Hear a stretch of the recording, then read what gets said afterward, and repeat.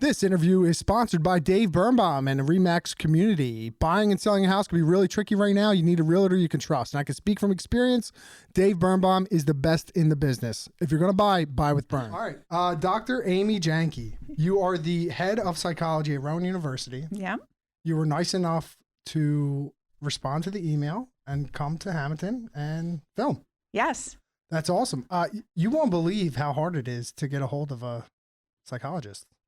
I would believe it, actually. It is hard to get a hold of a psychologist. There's like so many layers. Yeah, I know. It's really complicated. I'm a psychologist, and it's not that easy for me to get a hold of a psychologist. There was like a local psychology place in Hamilton, and I figured, I'll reach out to them, maybe like they're local.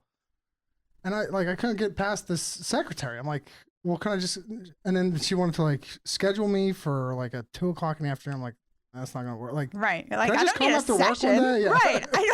I want to interview someone. I'm not reaching out for a session or an interview. Yeah. Yeah. But I was very happy that you agreed to come down. Anyone who has watched this before knows, like, I'm kind of fucked up a little bit. Yeah. You know, I need a psychologist.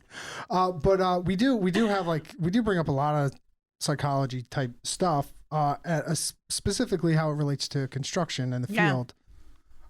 So how did you get started in psychology? What are your, credentials? Yeah. Well, I was an English major, so I don't know if that reassures you or not. I was a book editor. I was an English major. I liked reading. I liked writing. But as it turns out, when I thought I was going to edit the next great American novel. And as it turns out, book editing is just a lot of marketing. And, I was trying to figure out what I was going to do with my life. Like a lot of 20-somethings, I think, were like, here's some stuff I'm interested in, but I don't really know what I want to do with it. And I went back to grad school, which is also something a lot of 20-somethings do, not always having a clear direction or path. And, all right, what am I going to do next? I don't know. I'll go to grad school. But that's what I did. And while I was at grad school, first day of grad school orientation, the faculty's all there. They're telling us what they do. And there was a clinical health psychologist there who described what she did. She, I believe, was helping kids at CHOP who had a particular, I don't even remember what the chronic health condition was, but the idea that you could use psychology to help people manage chronic conditions and wellness. Like, I was floored by that. Like, I had never heard about this. It sounds very naive now, but I never heard it in my life. And I was so excited to know that this field existed. And kind of from that moment on, it was my aha moment. And then I went on to get my doctoral degree in clinical health psychology. So I'm a psychologist, but I'm also I'm a clinical psychologist, but I also specialize in health. And so that means that I use the principles of psychology to help people manage chronic disease, stay healthy, in addition to dealing with the assessment and treatment of mental health disorders. So that was how I started down the path, and I've been on it ever since. That's great. So you do, so your kind of expertise is started with, is it stress basically how it ties to psychology? Those hormones? So much of what particularly I do as a clinical health psychologist is stress and stress management. I mean, so many things relate to stress. You probably experience this in your own life, right? Knowing how stress impacts you. We know stress influences us in our daily life. It influences our health outcomes. It influences our mental states and our mental health. And so much of what I do is related to stress, not exclusively related to stress, but a lot of that as a clinical health psychologist involves stress management and helping people just manage stress as it comes their way. A lot of stress in construction. Yeah. A lot of different stressors too, I'd imagine, in construction. Yeah. So there's like, it's kind of like you have the nature of the beast, right? Where it's like just this thankless work. Yeah. You deal with layoffs and the psychological repercussions of layoffs or shift work. Mm-hmm. Not to mention all of the non-metal toxins, the metal toxins, the concrete dust you're inhaling. Yep. That all play into this like health psychological jumble that's going on inside your body, and then it just produces these like animals, people that just stuff their emotions, because the culture of construction is stuff your emotions. Don't go talk to anyone. Don't talk about it. And you kind of end up with this, culture of people that are just, white knuckling it. Yeah. And then you add on to that layers of stress from just your everyday life, right? Family stress, your, spouses, kids, parents, taking care of your community, all those things, financial stressors, life stressors, everything about life feels stressful right now. So yeah, I think it's so important. We know from the psychologists who study this, we know that when you are working in an environment where you don't have a lot of control, there's a lot of demands being placed on you and you don't have a lot of control, that makes for particularly poor, sort of poor daily life, poor health outcomes. People don't do as well. They don't feel as well. They don't have the same kind of quality of life and mental health when their environments are, high stress, high demand, low control. And I feel like that describes construction work as I know it to a T, right? You don't get a lot of control in your life. You're kind of subject to the whims of where you can work, when you can work, who's telling you what to do, and how you got to show up and do the job. But then also it's a really demanding job. It's physically demanding. It's probably, I'd imagine too, there are other kinds of demands as well, just in terms of like the interpersonal workplace relationships. So, well, it's one of the only jobs that you don't get an end time. Yeah. You just come in at 6 and I don't know. Go till you're done. Yeah, whatever. Yeah. Or it's, you'll see when you're done maybe at the end of the day. Well, I mean, a lot of it, and like you said, like there's a lot of those stressors that you can't control. It's, waiting for material, or this broke down, this truck broke down, waiting for this guy to come inspect this, or so it all these things add up, and you want to see a bunch of guys drive really, really fast. It's like Friday when the when the bell rings, when it's all done. Time to go. Yeah, let's get out of here. Yeah, get away from it. Yeah, and then you have the demands of people who want their products done, right? They don't care that the truck was late or that you're waiting for an inspector. They want their project done and done on time and under budget and all that good stuff. So, well, that's true. Yeah, more stress. So back to what you were saying about some of the stresses that come with the job and the psychological impact. I'm wondering if that lack of control, because there's a big correlation between construction and side work. Like you don't see a lot of, there's not a ton of other professions that like seek this side work. Let's go do construction. Let's start a podcast. Let's like what you're doing right now. You mean, I mean, a ton of things. One guy, we just had him in a couple of weeks ago. He's a cannabis consultant. He brokers deals between municipalities and people that want to sell weed or grow weed. Like a lot of different things that guys get into. And I think, like, my personal feeling is that it's caused, there's like this lack of purpose that comes with the job of construction, because like we were saying, it's thankless. You don't get to like admire your work. You don't get a pat on the back. It's just on to the next one.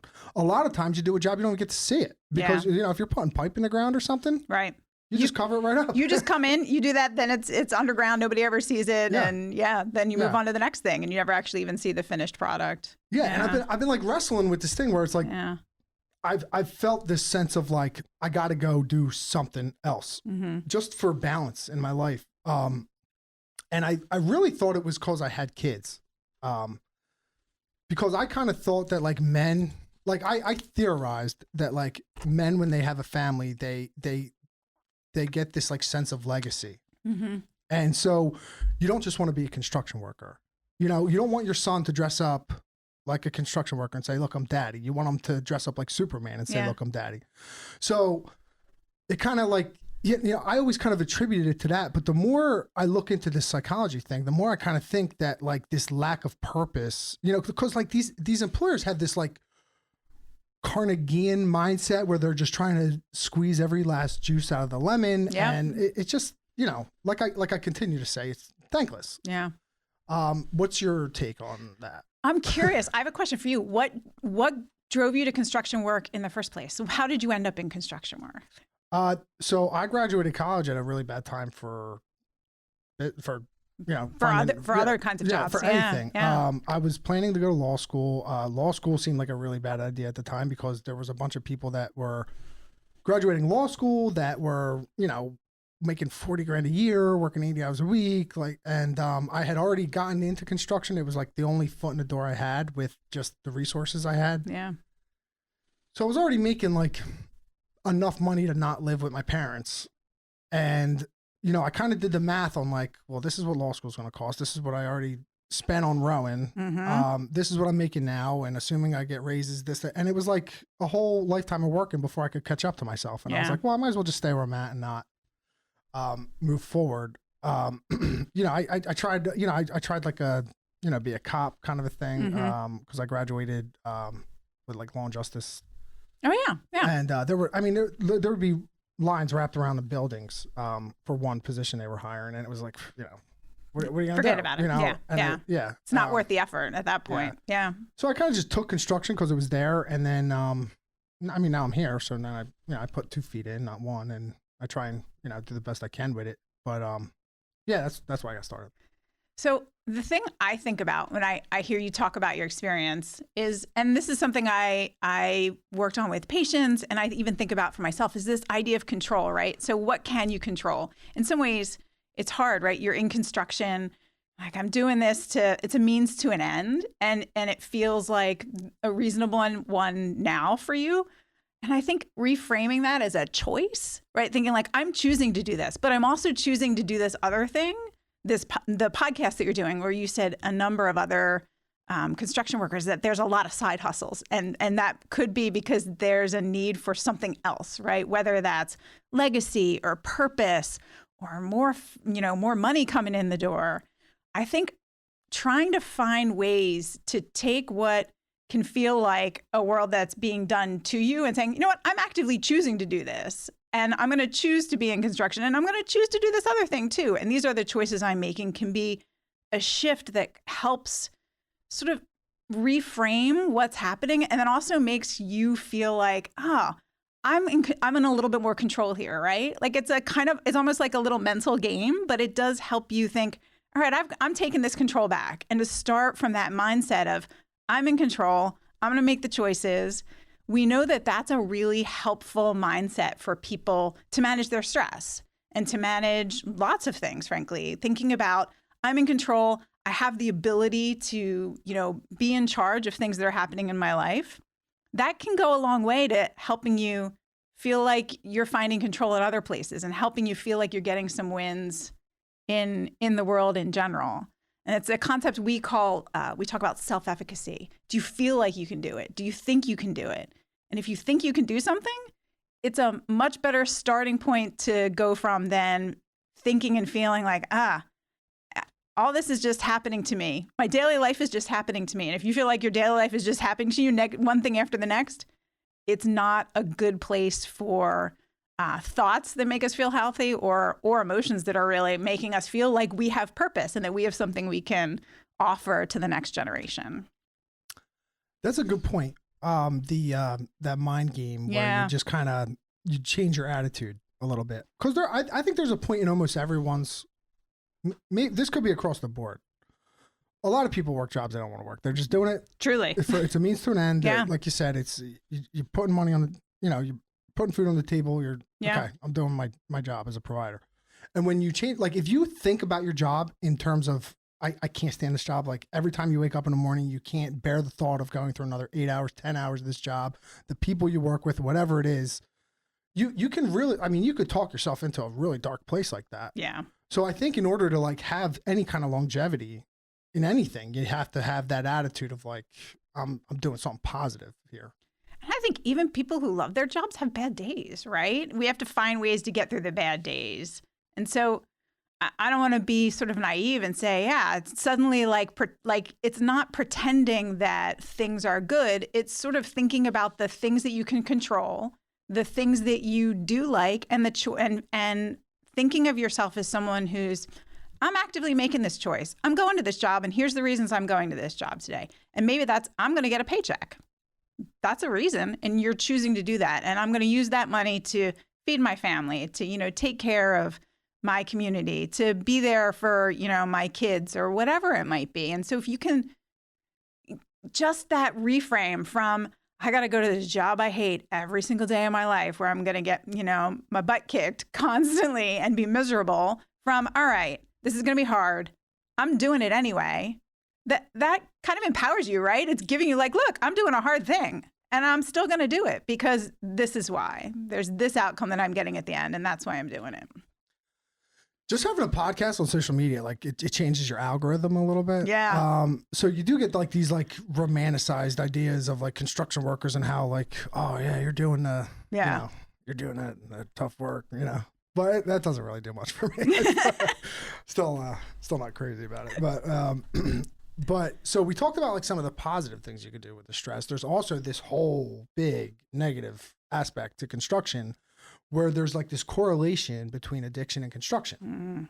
Just looking at the numbers, significantly higher than other industries. 25% of fatal opioid overdoses are construction workers. 25%, 1 in 4 people that die are construction workers. Yeah. 1 in 6 reported heavy alcohol use, 150 times more likely to be diagnosed with substance abuse than other full-time workers. I mean, like just the list goes on and on. It's a terrible trend. Mm-hmm. So a lot of people you could attribute it to stress. You could attribute it to the pains of the job and like being prescribed, maybe like over medicated. But I think it really has more to do with the stress and just making yourself feel like you're doing something that you want to do. When I had an opioid addiction 10 years ago. And one of the ways I justified it to myself was I was on working nights. I was sleeping all day. I was awake all night. I was basically cut off from society, and using mind or mood altering chemicals made me feel like I was doing something I wanted to do, so I could like look forward to it a little bit and not just be in this like darkness all the time. So like the big questions that I've presented to a lot of people, and we've had people that were like very big into addiction. Jay Campanella came on. He shared his story of addiction. He's recovered. John Fonda Caruso, he's a co-host for the podcast.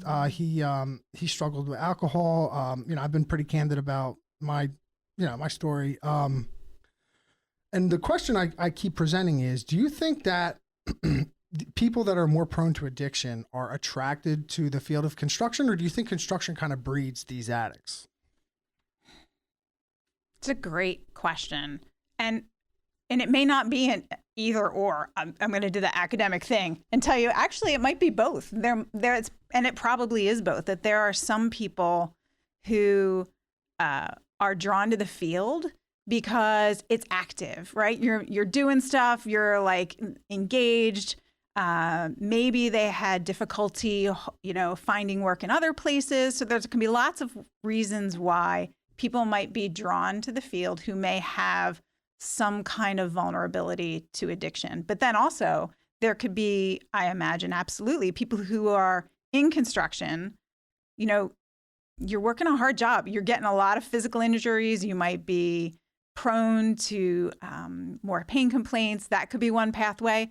Also, the stress and the mood issues that you were talking about, that kind of darkness. I mean, that's another way. We know that those opioid medications do not just relieve pain. They are, fantastically good at making us feel, happy. that positive emotion. They release the kinds of chemicals in our brain that give us that pleasure rush. And if you're not getting that from other places, then that certainly could be a vulnerability. And there's lots of other biological vulnerabilities and, social vulnerabilities. If you're in a community with others who are more likely to be using certain kinds of substances, it might become an easier pathway. And so the mechanisms that might be driving this group of people to, construction workers to be more likely to use substances, it's almost certainly not one thing. And it's probably different things for different people. And that's generally true of what the research tells us overall, right? There's different kinds of vulnerabilities that sort of stack up. And some of those are biological and some of those are social. And some of those are, the way we're thinking and feeling in the moment. And some of that could even be having an injury. And then it's kind of like when you stack up to a certain point, you tip over into potentially having, some kind of addiction or substance use disorder. Do you think anyone could get addicted to stuff? Or do you think, are there people out there who like they could just put down anything at any time? Like, don't go without your phone for 2 weeks. Yeah. I think, that would be hard for most people, right? I think most people who try that say, oh, that's really hard for me to do. I think having something be hard and having it be a true addiction are two different things, right? And so I don't know if you disagree? 100% agree. Yeah. All right. Come back at me. Tell me. Yeah. Well, I had an opioid dependency for a couple of years. I smoked cigarettes for a very long time. I continue to struggle with eating food. Mm-hmm. And it's a mindset. It's always a mindset. Yeah. Like that first day of stopping is always a mindset. It's never like I am so physically need it. It's always in my head every time. You're thinking about it all the time. Yeah. Well, just like driving to work, driving past a Wawa, thinking about that, bacon, egg, and cheese croissant. Mm-hmm. And you're just like, oh man. Yeah. And you can't resist the urge. Mm-hmm. Like, but if you have the mindset of, no, I'm eating good and that's what I'm doing. But then you can like shake that off. But it takes that first step. It takes that first day, that decision. And and for some reason, I always feel like it's like a mindset more than physical. I think it's the physical piece, it's the mindset, and then it's also the environmental piece, right? You just talked about driving past the Wawa. Well, if you don't drive it past a Wawa, if you're not faced with Wawa, you don't have to worry about whether I'm going to go get the, bacon, egg, juicy, like croissant sandwich or whatever it is, or the pack of cigarettes. So the environment around you shapes our behavior in really important ways. And if you're going to work every day, like construction workers might be, and they're in an environment where people are engaged in certain kind of behaviors, that absolutely makes it more challenging for them to think about how they might change their behavior, or how they might be the outlier, or how they might kind of deviate from the pack more. And so those kind of complicated interactions between our physiology, right, our physical self, those very specific physical cravings and the physical need that you might have for, in this case, an opioid, that gets, wound up also with other kinds of factors that are social and environmental and all these other things that are influencing our choices in ways that we often don't even think about, right? When we think about algorithms, our brain is running on algorithms all the time, and we don't often, right? We can't stop and think about all of them because we would get caught up in all the decision making that would completely overwhelm us. So we are often on just like automatic pilot, just doing our thing, stopping at Wawa, smoking our cigarettes, having the bacon, egg, and cheese, double burger. I'm going to be so hungry after this if we keep talking about Wawa stops. Those kind of things are influencing us, and we often, we're not thinking about them too often in our daily life, I think. Well, you separated addiction from things that are hard. Oh, yeah. Yeah. No, and I would just put addiction like in that blanket of things that are hard. Oh, for sure. For sure. I think what I was trying to do is say not everything that's hard is an addiction, but absolutely addiction is hard. Yeah. No doubt. Hands down. Didn't mean to imply that at all. No, for sure. Well, yeah. I took what you said as addiction to your phone is different than like an addiction to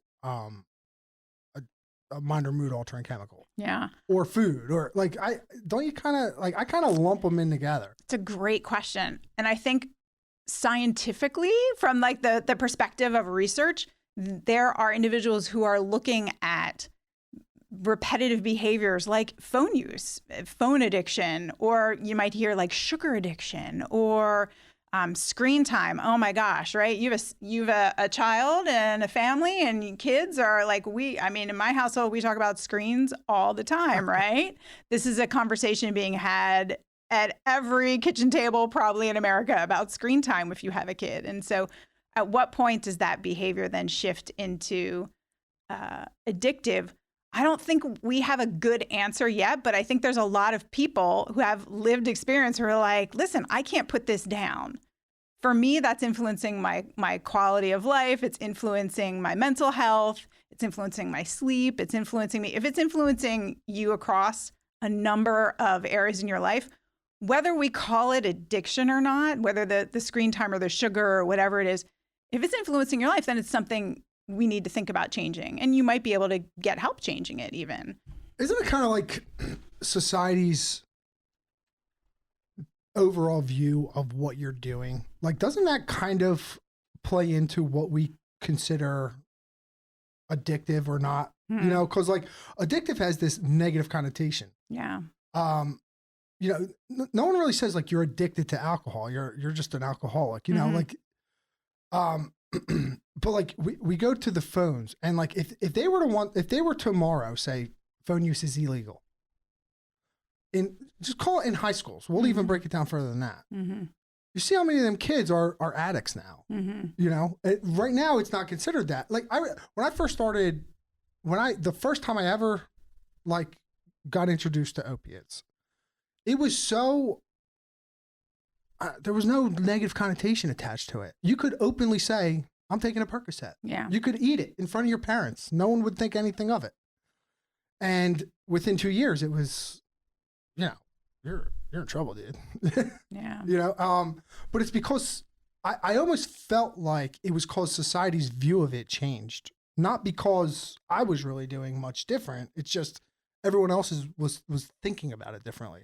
Does that make sense? It does. And I think particularly when we think about opioids, so society's view did change. And some of that change came about because we had more research, we had more information, right? We knew more about the impact of how opioids were being so widely pushed to cure, or not cure, but help individuals manage a pretty broad variety of pain complaints and potentially a broader spectrum than they should have been prescribed for. So there was a lot of over prescription. So there was a lot more that was available in the marketplace, and then sort of illegal sources. And then it was sort of that whole pathway to learning more about what was happening with opioids. You know, some of that too was, society being more aware of the impact in terms of everyone's daily life, right? Reading in the newspapers, having loved ones who were experiencing opioid use disorder and then also dying from opioid, overdose. And so I think when that reality hit, that did change things for, the perspective of a lot of Americans. Still not enough, I think, right? So we still think about addiction as kind of personal failure or the inability to, there's a lot of, I think, so much stigma associated with it. And I love that you're able to just come here and talk about it so frankly, because it's so important to have that for people, that to have that, to know, to hear people's stories about their own experience and to hear that it's not necessarily, there's lots of reasons why you might end up in that position. And there's lots of ways that you can get help and you can come out the other side and you can have a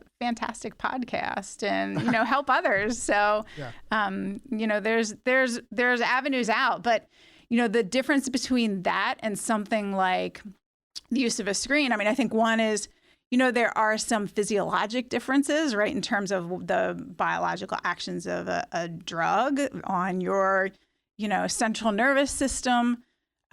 We don't entirely know yet, I think, exactly how the equivalency between the two from a neurobiologic basis is still something I think is an open question and that we're trying to learn more about. So to your point, I think as we learn more about various tools we're using that we're not thinking about, right? So opioid medication was a tool we used a lot. Phones are a tool we're using a lot.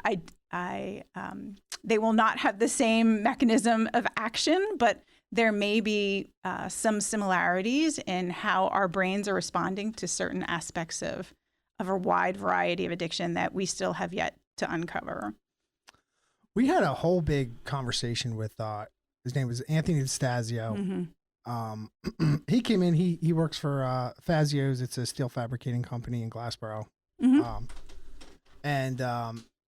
He's also a youth football coach. He has kids, and we got into a big conversation about the phones. And his point was, 20 years ago, it was you had your parents, you had your teachers, you had your friends, and you had church. And now these kids have 174 influencers right in their pocket in a supercomputer. Yeah. And the parents and the friends and the church don't have as big of an impact on these kids. And, them just growing up, there's an increased demand for work. You know what I mean? Like if you're working probably more hours than you'd like to. You're spending less time with your family than you'd like to. So, these kids are kind of like attaching themselves to these devices, and now the phones are kind of raising the kids. And I'm wondering what you think the psychological impact could be of that. Of the phones being more present in kids' everyday lives, just the influence. Yeah, it's I think I don't want to paint it as all bad, right? So I think there are some good things, right? So we'll start with those. It can connect kids to support groups. It can connect kids to each other. It can connect kids to school. Kids can learn. There's any number of tools that you can use that might be age appropriate for your child, that you can use digital devices of a variety, phones, iPads, screens of all sort. I grew up on Sesame Street, right? Like Sesame Street, the classic, TV show that helped educate generations of Americans. There's some positive associations, right? There's some positive opportunities that come with these tools. But like any tool, it's how you use it. It's how it's being used. And the particular sort of powerful piece, I think, of social media, phones, screens, is that it provides a gateway, a portal to so much else, right? And so many other things on the internet, on social media, those kind of powerful connections, what we call even parasocial relationships, the idea that you know people who you don't really know just because you're interacting with them in this kind of media landscape. It's a kind of interaction that particularly kids' brains aren't really well suited to regulate, right? And so it's that piece of it that I think is really the concerning piece, right? The way that kids and adolescents may be connecting to things that they're not ready for developmentally, or they're not able to evaluate appropriately, or they don't even understand yet. And then that is kind of feeding back into their daily life in ways that are probably not, I think the evidence is increasingly showing us is not always all that healthy for their well-being. Yeah, parasites, I think Jordan Peterson calls them. The phones and just anything bad that enters into like what could otherwise be a good space. Yeah, for sure. So I mean, like a lot of things, it's a tool, but the way it's getting used in everyday life and the context of how it's being used, there's a lot of opportunities for it to go wrong, and for it to become even more powerful, right? As all this technology is improving, as the AIs, being more integrated into things, as we are developing really specific relationships with our technology and relationships. I mean, like, thinking that the phone, the ChatGPT, the AI is your friend, or is potentially even, your romantic partner. Those kind of relationships that we're developing with our technology are going to only continue to become more curious, I'll say, as the technology becomes more powerful. A lot of times it's unbeknownst. Mm-hmm. I mean, you have like these like bot catfish. Yeah. You may not even know that they're talking to a bot. That they're talking to a bot, or they're talking to someone who's a bad actor, right? Mm-hmm. Who is trying to potentially at best extort money from them, potentially at worst try to get the individual to do some kind of harm to themselves or someone else. And this can all be happening, without the parent knowing it, right? In a social setting, you go to church, in the church basement, you can see, right? Everything's very public. You kind of can see, I mean, sure, there are, corners and spaces where you can be off on your own, but there's a much more public sense of what's happening. And you have all this kind of nonverbals.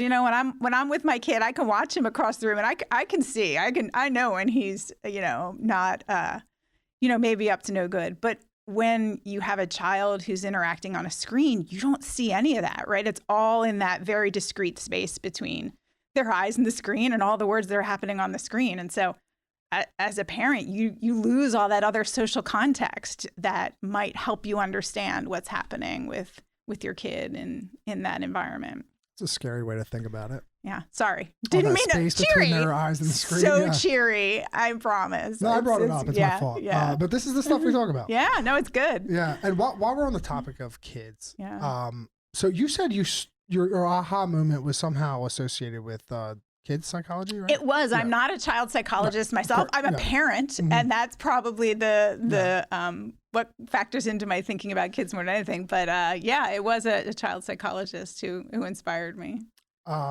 So one of the things we talked about, and one of the theories that I kind of just came up with, was we were talking about the debunked theory that vaccines cause autism, that there's a correlation.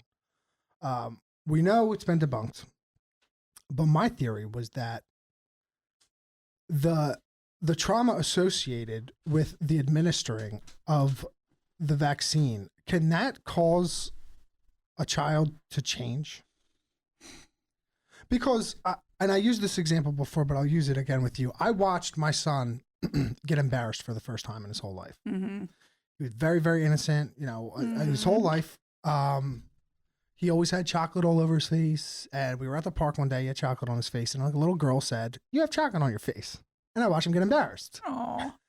And from that point forward, any scratch he had, any blemish, it made him very self-conscious. He didn't like that for a long time. Now he's worked his way through that, and it's something that's not existent anymore. But I could see where some kids who are not able to regulate those emotions like that can,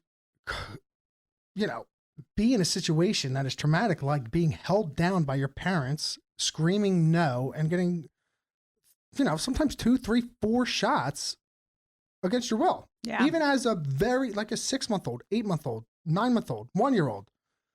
I mean, is that something that a child, would develop something from and not be able to work their way out of?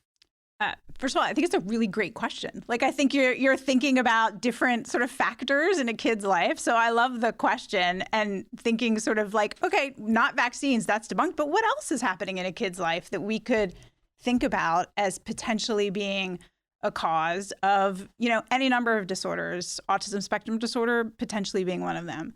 We're going to get to that next. Yeah. Oh, okay. All right. So stress, right? We started talking about stress. In some ways, we're talking about stress again. And stress accumulated over time in particular, it can contribute long-term to mental health disorders in adulthood. So we know that kids who have trauma experiences, in their early life tend to be more prone to certain kinds of outcomes later in life.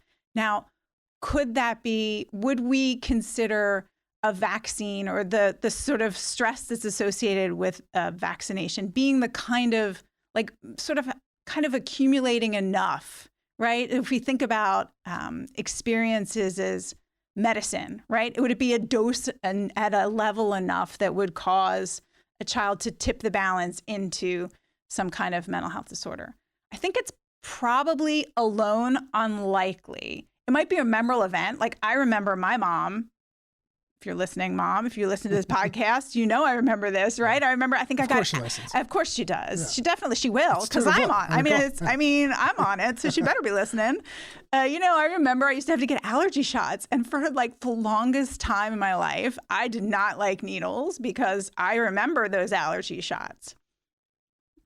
Now, in another person, who has already some other kind of vulnerabilities, could that lead to some other kind of mental health outcome that's less favorable? Alone, I would say it's probably unlikely. I don't think we've ever studied it, but it is something that we've included on. There are assessments that look at childhood trauma scales and childhood stress scales, and you kind of, that assesses things like, did you have enough food? Did you have friends? Were you teased enough? Things that are the kinds of events in childhood that when we think about it, when they when they accumulate over time, the more sort of stressful and traumatic childhood events you have, the higher you score on these kind of measures. We do know that typically that is associated with certain kinds of mental health outcomes in the longer term. Would autism be in that spectrum? So autism is probably has some biological vulnerabilities that have been identified. So there are some neurobiological vulnerabilities in autism that are one of the mechanisms that contribute. But here's where things get tricky, right? We know that what happens in a lot of disorders that we study in my field, and this is true for autism, this is true for disorders like schizophrenia, it's true for depression, it's true for anxiety, that probably what happens is there's a biological vulnerability of some sort, and then there's some kind of environmental or life events that accumulate in a certain way that kind of tip the balance. You can kind of think about it as a seesaw, right? And different individuals may have a different tipping point for their vulnerabilities based on like whatever that stuff is that they came into the world with, right? Whatever that genetic vulnerability is, that kind of determines, what maybe other kinds of factors, like it could be environment. So we talk a lot about the environment with autism and exposure to toxins and, trying to figure out, all right, well, right? This is a lot. We hear about this a lot in the media. What's causing autism? It's not vaccines, but we know that rates are increasing. Well, the good news there is that rates are increasing because we're getting better at identifying it, and we're identifying it earlier, which is a really good thing because that means we can intervene earlier. And we can help support those kids and those families earlier. But what's causing it? Like a lot of things, it's this mix between that genetic biological vulnerability and all the stuff that's going on in our environment. Same thing for other disorders like cancer. We think about the same way. There's a number of lifestyle factors that contribute to cancer, but it's probably also, at least in part, some vulnerabilities. And that makes it really complicated, right? Because we can't say, and in fact, there's very few diseases that we can say with certainty, here's the genes. We can find it. It's right here. And we know that that's 100% of what's causing this disorder. For a lot of the disorders and diseases that we are dealing with in the world today, they're a complicated mix of, I have this genetic vulnerability. Maybe you had a parent who, had a particular disorder or disease that makes you more vulnerable for it, but that doesn't mean you're going to get it. Maybe it just means that you're more vulnerable. So to follow up and to kind of summarize what you said, if I understand you correctly, there's a, the way it's understood right now is there's a biological predisposition to autism, and an external source may or may not cause the reaction that ends up with a diagnosis. Yeah. I think you summed it up well, that there's some kind of vulnerability, right? A biological predisposition that under the right circumstances, and that could be any number of environmental factors, other kinds of factors, might result in a child then developing autism. But it's not a one-to-one, you have this biological vulnerability, you're going to get autism. You're going to develop this disorder. Is it possible that, just going off of that theory, that everyone could develop a diagnosis for autism? Like, do you think that it's possible that everyone has that biological predisposition? And if the right set of circumstances happened for anyone at a particular age, that they would develop what we would consider autism? Yeah, it's a good question. I think that we think about, diagnosis for the presentation of symptoms of autism have to happen in the earlier years, right? And so you need it to see certain symptoms in those first few years of life. And so it's probably most likely that some people have a biological vulnerability and some people don't. And some of those people may cluster around certain areas of the country, like New Jersey has particularly high autism rates, and some areas may have just lower sort of baseline rates of biological vulnerability. And then there might be other factors about, for example, living in New Jersey that might potentially take those individuals who have biological vulnerability and kind of kick them up to the next level. Stress. I mean, New Jersey's a high stress state. Exactly. It's a high stress state. environmental exposures, toxins, other kinds of factors, parental age, all sorts of, there's any number of different variables that have been studied with, varying levels of likely impact on, the eventual risk. So is there any cases where someone was diagnosed with autism and then they were later undiagnosed? So it's probably a good point for me to pause here and say autism also is such a variable. When we talk about autism spectrum disorder, we're talking about a syndrome that is, or a spectrum, right? We're talking about a disorder that has a spectrum that presents a variety of individuals on that spectrum can have a varying degree of, presentation. So you can have more severe, you can have less severe, and everything in between. And now I've forgotten your question. You asked me, could someone get diagnosed if you could work your way through it? Yeah. I think that what would be more likely to happen is you may be diagnosed and you might have more severe symptoms at one point in your life and then less severe at another point in your life. And I think that with treatment, with support, you might see someone who's diagnosed initially who has sort of, is able to manage better, who sees a reduction in their symptoms or sees a reduction particularly in the everyday impact for their life. And so, they have a better quality of life. If we are using our diagnostic criteria appropriately, typically if you've been diagnosed, that it's not something that's going to, it's not like the flu, right? You quote unquote get better. You might see a waxing and waning, like you get better. You have kind of periods where your symptoms may be worse, they may be better. It might be certain situations where your symptoms are worse, they're better. It might have a variable course, but it's unlikely if we've done our job diagnosing correctly that you may go from being diagnosed with it to not having that diagnosis. Because also typically, right, we're thinking about symptoms that present in the first few years of life. And so if we're diagnosing you that's a tough thing down to the study. road, it is very tough. We have especially with this introduction of the external source. It's like, well, you could be born with no symptoms and then possibly follow a path that leads you to never having a symptom. But if you're otherwise exposed to this external source, now your symptoms appear. Everything, so it just makes me think like, well, then can you like work your way through that? But I mean, I think you've answered that. Yeah. So much of what we study in psychology is a really complicated mix of, we know there's this environmental factor, this social factor, this contextual factor, but we also know there's this biological factor, and trying to piece apart that interaction, that interplay. What are the biological factors? Are they the same for everybody? And then what are the social environmental factors? Are they the same for everybody? How do those interact? All of that is super complicated because it turns out humans are complicated. Yeah. I mean, go figure, right? Yeah, especially the brain, right? Yeah. I mean, we're like not even close to scratching the surface. Exactly.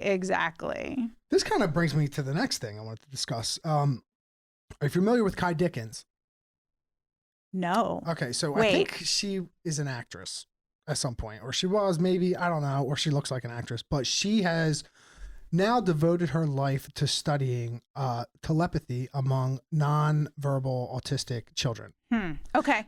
And every study that she's done, and she's been doing it with a team of people and all the resources you can imagine, they have found with like 99% accuracy that there is some type of thought exchange, some degree of a thought exchange. And a lot of the people that she talked to who have no idea who they are, like they don't know who the other one is, but they've all discussed this. It's like a telepathic meeting ground for nonverbal autistic people that they've labeled the Hill, which is heavily guarded. And any person who was not ever diagnosed with autism who tried to get to the Hill, like it's like guarded by these children that access this place through their mind. Sorry. Wow. Well, that's a lot. I mean, that's it's fascinating. Interesting. I mean, I I have so many thoughts. Yeah, I don't know anything about that. I'm also not an autism expert, but somebody who is an autism expert may have more to say about that. I guess my it's initial more about thoughts telepathy than it is kind of the autism piece of it. It leads me to believe that, like, so we were just getting to like quantum physics and stuff like that. Yeah. And again, this is a construction podcast. Yeah. No, let's talk quantum physics. I mean, I'm not a physicist either, so we should go into it. But we were talking about how, like, there's a, like, you know, it was explained, like, I heard this explanation that, you know, if you think about your house with a radio in it and how many radio waves there are running throughout your house, thousands of radio waves, and the radio can only pick up one channel. And electrons would be like the radio waves in this analogy, and we would be the radio. So we're only tapped into like one stream of electrons, and there's an infinite amount of electrons that are governed by quantum physics all around us that we just can't tap into. So this telepathy, this like deja vu thing, this, you know, all these like weird things, or, you know, like, oh, I just thought about that person and they called me. Yeah. Is like this like unconscious, like tapping seeping into in this somehow. other electron, you know, that, you know. I am compelled by evidence. So I would imagine, I guess the one thing that you said that particularly stood out to me was like the high confidence that it's happening. I feel like even scientists who study things that happen with a lot of regularity, so rarely do we see patterns that would repeat at a level near 100%, that's the kind of statement that makes me feel like, I want to read their research and see what they're doing and learn a little bit more. It's a podcast called the Telepathy Tapes. The Telepathy Tapes. Okay. And it's very interesting. All right. I recommend it. She did a podcast with Joe Rogan. It kind of breaks it down in a couple hours. So if you don't want to go through 1,000 tapes, but yeah, back to your point. We were just talking about. What was my point? We were just talking about how with 99% accuracy. Oh yeah, about that level of certainty. I just found out you need 99.99999% accuracy to convince the scientific community, and we were talking about that because we were talking about this planet K2b12 that they just discovered with the James Webb telescope. Yeah, and they are 99.4% sure that there's life on this planet, these microorganisms that produce this molecule that Earth also produces with microorganisms. And it's not that 99.4 is not enough to convince scientists because it's not 99.99999. So even if there's studies, which they have done like hundreds, they've been doing it for years, according to her, it's you still need like a very compelling amount of evidence to convince the scientific community, and that's a really tough thing to convince them. It is. Scientists are skeptical by nature. That's usually how they ended up being scientists, and they can be a little curmudgeonly. I'm not going to lie. Yeah. They like to see patterns, right? Repeated patterns over time, and definitely looking for. In my field, we look for replication. We want to see that if there's a couple things we look for. And one is if you've had a finding, as in your lab's found one thing, can my lab find the same thing? And, there's some other things we look for too. Like, all right, are the studies you did you kind of control for lots of different factors? Did you design it in a way where you can really say what you want to be saying?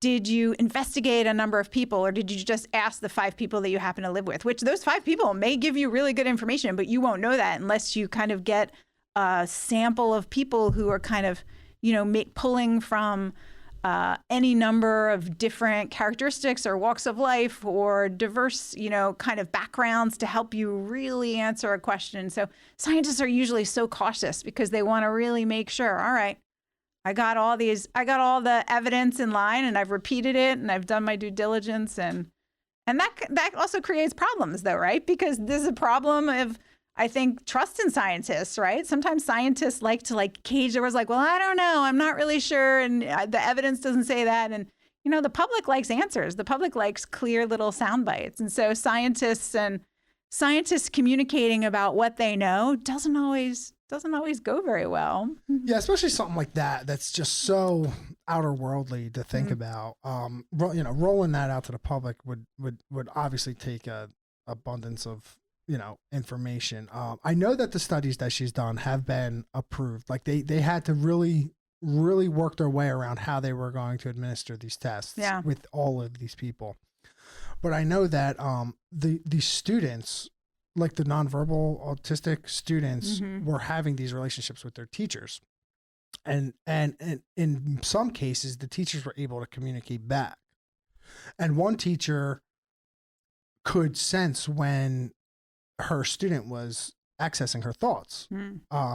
And she would be like home. It would be inappropriate for her student to be in her thoughts. And typically it's like when they think about them, then they're allowed to enter the thought. That's like their invitation. Like if they're thinking about you, then you're allowed to come in. Then you could start using your telepathy to communicate.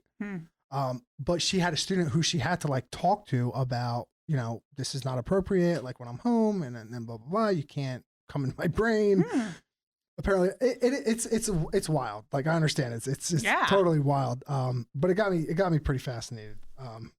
Just because of the wild nature of it.